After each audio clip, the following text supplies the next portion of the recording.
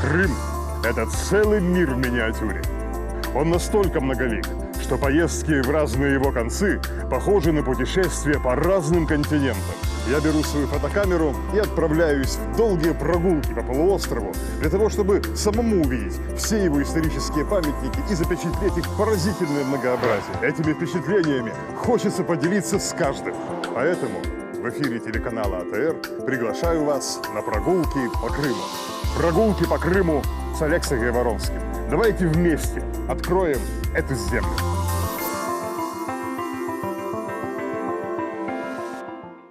Выяснить точную дату основания того или иного города – это очень непростая задача даже для самого подготовленного историка.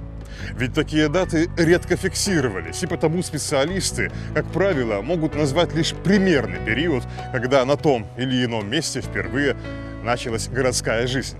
Но есть и свои исключения, и одно из них – Судак. Дата его основания зафиксирована в источниках с точностью до одного дня – 29 февраля 212 года нашей эры.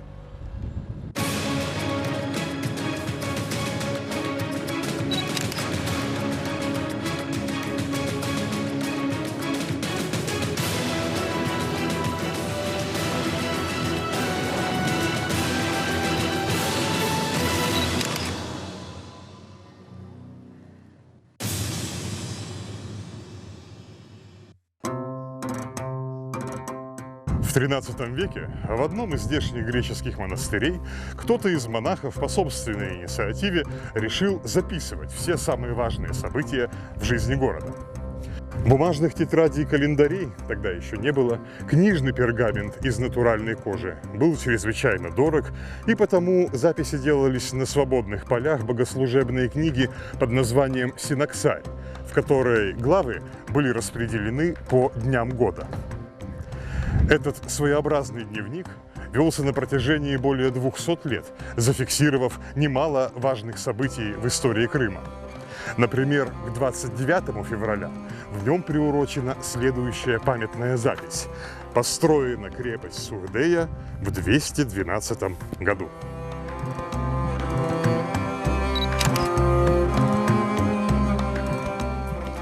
Город, который по-гречески назывался Сугдея, а на восточных языках Сугдах или Судак, зарождался возле гавани, что узкой полосой воды врезалась в ущелье между скал. Его первые постройки давно затоплены морем, уровень которого с тех времен поднялся на несколько метров. Зато вокруг бухты сохранились остатки более поздних укреплений, которые защищали главное достояние города – его морской торговый порт. Население древнего города издавна было многонациональным.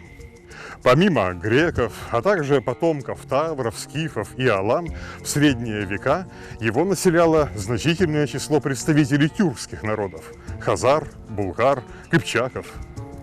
Их прослойка в Судаке была более значительной, чем в других приморских городах, и недаром средневековые географы порою называли Судак городом кыпчаков, либо даже крупнейшим из кыпчакских городов.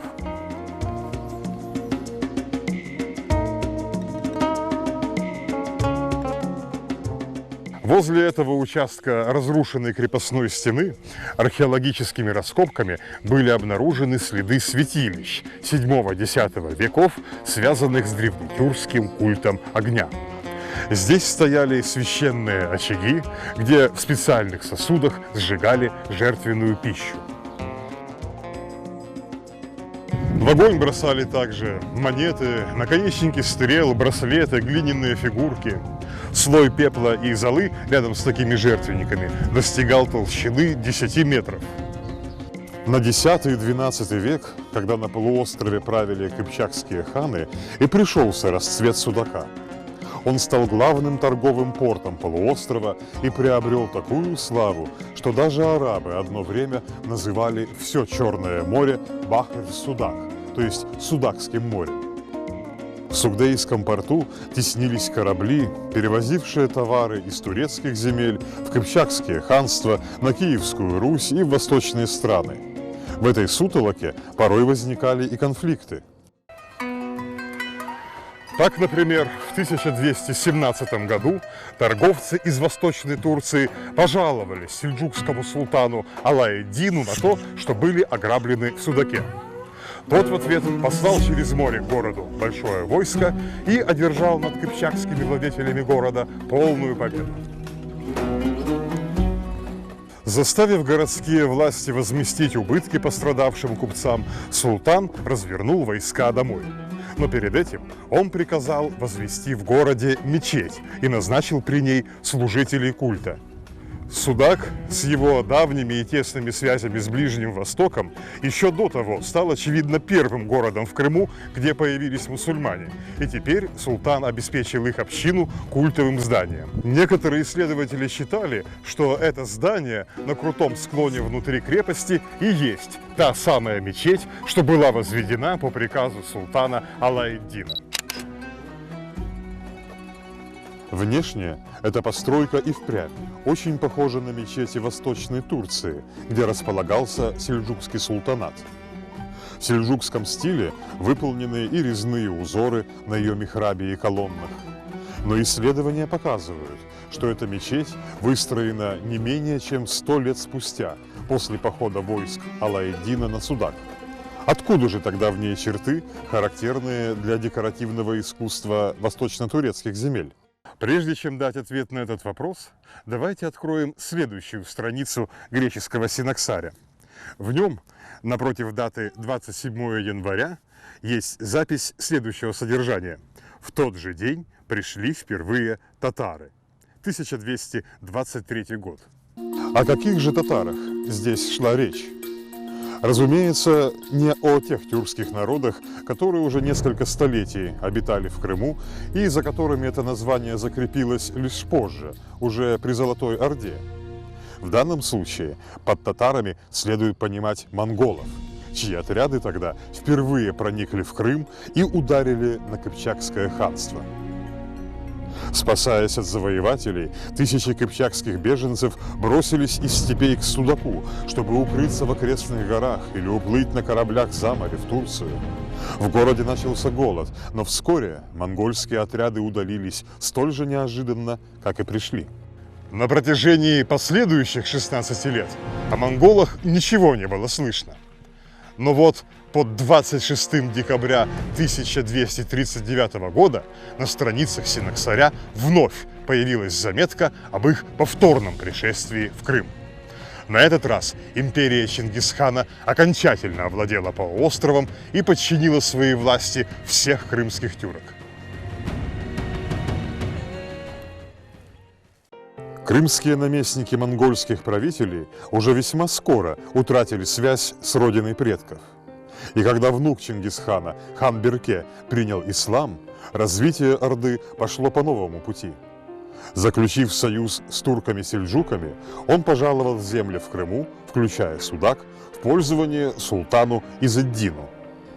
Тогда-то в Крым из Восточной Турции и прибыло множество улемов, шейхов, суфиев и прочих мусульманских учителей.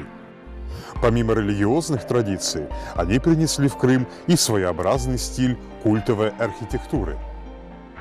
Именно в сельджукском стиле украшены старейшие мусульманские памятники Крыма, мечеть узбеков в Старом Крыму, мавзолей первых крымских ханов в Салачике, надгробие Эскиюрта в Бахчисарае и многие другие. Но вернемся в здание Судакской мечети. Рядом с сельджукскими узорами михраба виднеется латинская надпись с двумя гербами. В ней говорится о постройке здания консулом Каталане, точнее, о переустройстве старой мечети под католический храм. Латинские надписи – это памятник следующего периода в жизни города, когда ханы Золотой Орды, заинтересованные в выгодах от участия Крыма в международной торговле, передали Судак и его окрестности во владение итальянских торговых морских республик, вначале Венеции, а затем и Генуи. Крепость в Судаке не раз перестраивалась на протяжении своей истории. Под землею здесь в разные стороны тянутся фундаменты стен византийского, хазарского, венецианского времени. Но в своем нынешнем виде крепость возведена генуэзцами. Во второй половине XIV и первой половине XV столетий они перестроили старые укрепления и украсили крепостные башни плитами с именами консулов, которые руководили строительством. Единственный вход в крепость вел через ров с подвесным мостом на цепях. Закон предписывал непременно поднимать этот мост на ночь. Но если бы даже противник и преодолел этот ров, он оказывался перед вторыми воротами на полукруглой площадке, открытой для обстрела с двух больших привратных башен.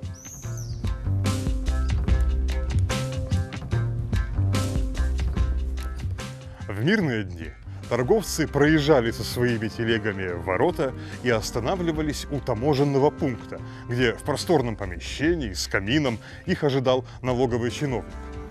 Те, кто привозил на рынок дрова, были обязаны оставлять по одному полену здесь для зимнего обогрева этого помещения.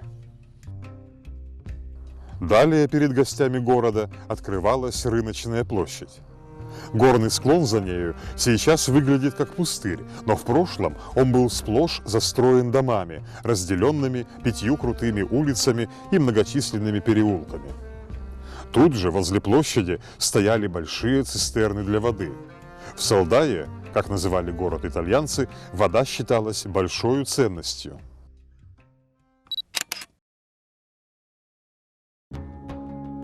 Скала, на которой выстроена крепость, крута и совершенно безводна.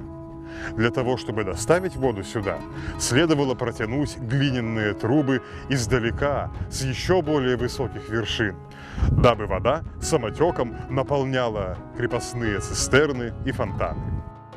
Башни, защищавшие крепость, имеют 2 или 3 яруса. В прошлом эти ярусы разделялись деревянными настилами. Узкие бойницы среднего ряда приспособлены для стрельбы из лука или арбалета. Окна пошире в верхних этажах предназначены для стрельбы из камнеметательных машин – баллист. А в стенах консульского замка видны круглые отверстия. Это бойницы для огнестрельного оружия, которое в те времена было новинкой и большой редкостью. Замок консулов, которые управляли Салдаей и ее округой от имени генуэзского правительства, располагался на самой вершине крепостной скалы, в ее наиболее недоступной точке.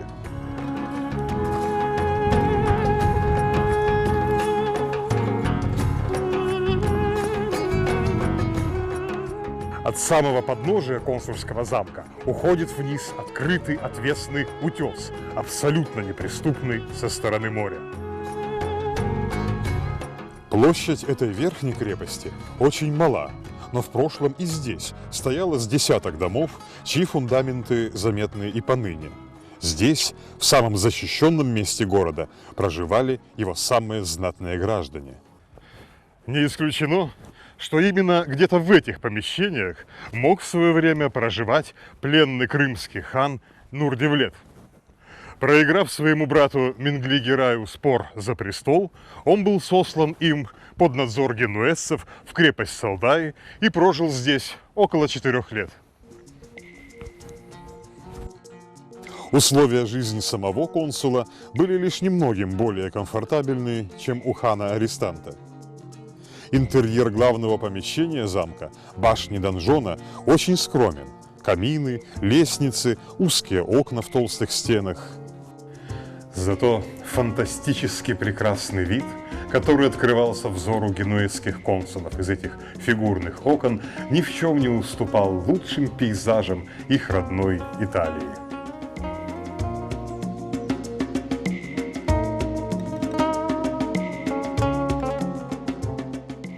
В замке есть также и внутренний двор, откуда наружу вела потайная дверь.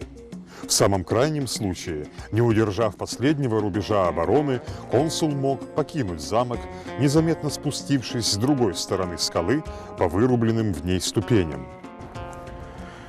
Вероятно, этот потайной ход пригодился обитателям консульского замка в 1475 году, когда визирь Гедик Ахмед Паша завоевал Генуэзскую Салдаю и присоединил ее к владениям Османской империи.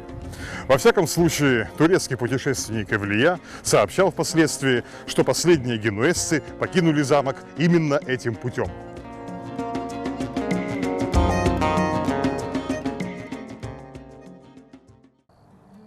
Впрочем, некоторые из них предпочли отступлению отчаянную оборону. По другим рассказам, часть защитников укрепилась в одной из местных церквей и отстреливалась оттуда, пока не погибли все до единого. К моменту османского завоевания Судак уже давно утратил былое торговое значение, ведь совсем неподалеку генуэзцами был основан большой и богатый порт Каффа. И если в ордынские времена в Судаке насчитывалось до 8000 жителей, то через 300 лет при османах тут проживало лишь 300 семей, а к концу 17 века и это число сократилось втрое. Османы держали тут небольшой гарнизон в несколько десятков солдат. Жизнь местных обитателей сосредоточилась в поселке за пределами крепостных стен, а поселение в крепости пустело, пока его руины не были разобраны на строительство казарм и переселенческих домов новыми хозяевами края – россиянами. Судакская крепость – это, безусловно, один из самых красивых исторических памятников Крыма. Ее величественные сооружения гармонично сочетаются с живописным природным ландшафтом. Но она не выглядела бы столь эффектно, если бы в свое время государство не провело в ней широкомасштабной, профессиональной, дорогостоящей реставрации. Отреставрированная Судакская крепость – это один из лучших примеров тому, как полагается сохранять и использовать бесценное культурное наследие Крыма.